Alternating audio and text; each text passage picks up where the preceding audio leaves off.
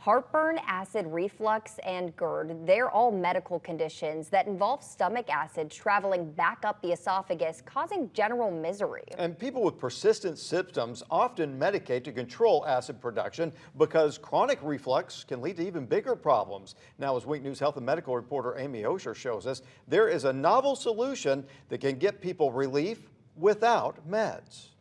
Patrick Merritt had a burning issue that kept him churning at night. He's one of the estimated 20 million people in this country with some form of acid reflux. It could wake me up in the middle of the night to where all of a sudden the acid had touched my throat, causing me to cough, and next thing you know, that disrupts your whole night of sleep, which then in turn disrupts your next day. He tried meds, even prescription drugs, to settle his stomach, assuming it would be a lifelong battle.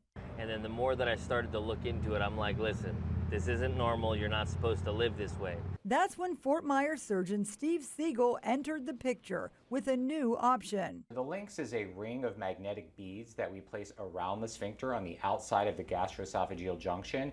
And those magnets have enough strength to just augment or add a little extra squeeze or pressure to that sphincter to help prevent that acid from coming up into the esophagus. Inserted through a laparoscopic surgery, the bracelet is sized with enough magnetic beads to fit a patient's anatomy. When you swallow, it expands and opens to let food down, and at rest, it comes back down to its natural position. When does it become problematic enough that someone might want to get a device like this? I would say if they have symptoms and their acid blockers, the medications aren't working. The Lynx device was an overnight success for Patrick. I don't know that it's there, except that it's doing its job by keeping the acid reflux away.